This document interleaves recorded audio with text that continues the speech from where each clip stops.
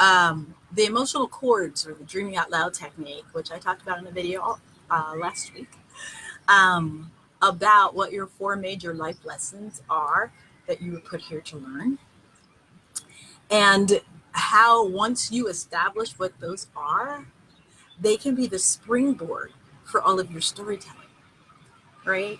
Because the 4 major lessons that you were put here to learn are part of either your former life or your shared ancestral memory, right?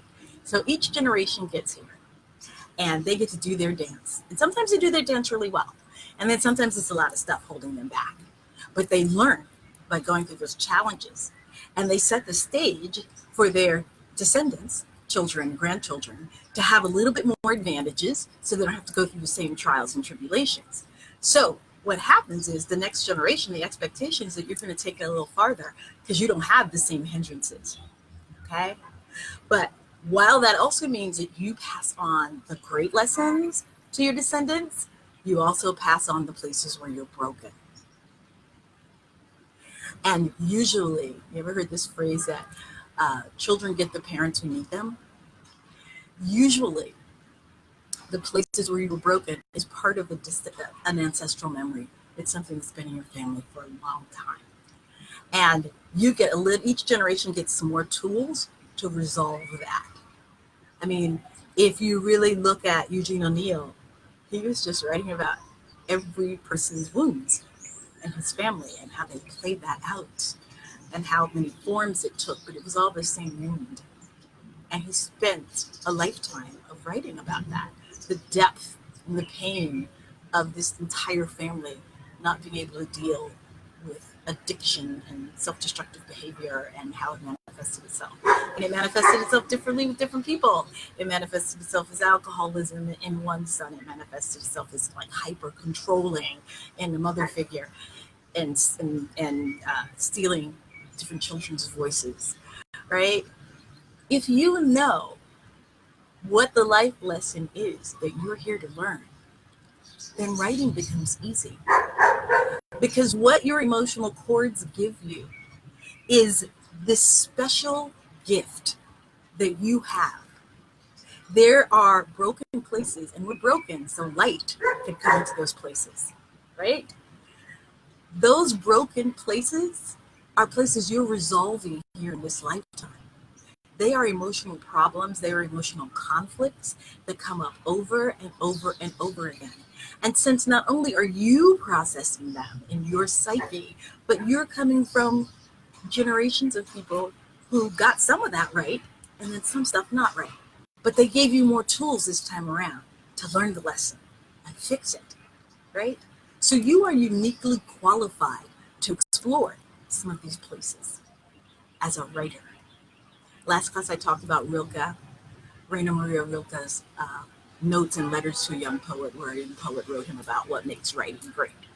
And Rilke essentially said, you write because you must.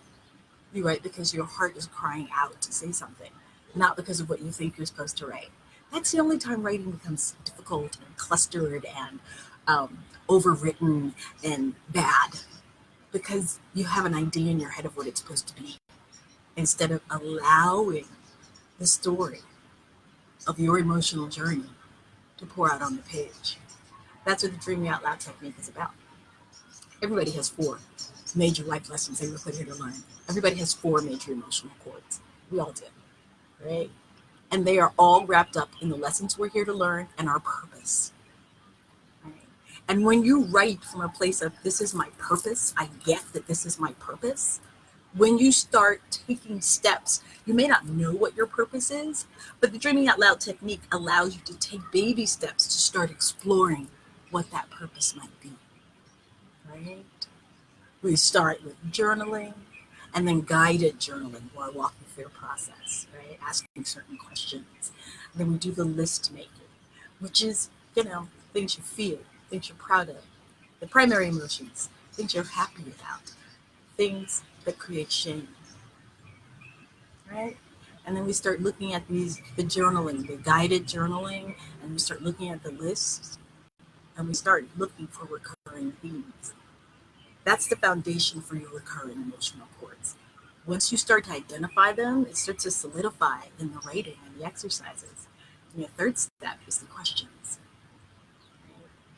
Because then you've been doing the list and you've been doing the journaling and you have a set of recurring emotional themes that keep coming up. That's fodder for tons of stories, like tons of stories, right? If it is the young woman without her voice and that keeps coming up in your writing, you never got to sing. You never got to sing. That's what you always wanted to do. Everybody told you couldn't. And it gives us great joy. The girl who couldn't sing but had a great voice is a great story, right? So you see how once you know your emotional chords, it allows you to soar. And you actually don't have to think about what the conflicts could be for the character because you understand that emotional journey, it will pour out of you.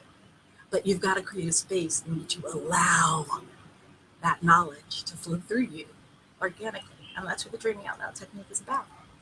I'm going to take you through the first 3 steps. And this is a free video tutorial I'm offering right now. And you can go to TheDreamingOutLoud.com, Dreaming Out Loud tools, sign up. The link is here. If you go there and click and sign up, I'll start sending you the amazing stuff from my TED Talk which is where I introduced the Dreaming Out Loud technique. It's been instrumental because once I knew my purpose, writing became easy. I wrote a play in one night. Once I knew my purpose, playing parts and saying yes to certain parts and up to other parts became easy because once you know what you're about, it's very easy to let go of things that no longer serve you. And that's what the Dreaming Out Loud technique is about. Once you know why you're here, you know what you're excellent at. You know what you're uniquely qualified to spend your life doing. Once you know that, letting go of the excess is easy. That's all I got, people. You can post questions down below. I'm happy to answer. Love you, mean it. April Beth Thompson, coming to you from Marrakesh, where I'm writing up a storm. Thanks, guys. Go dream out loud.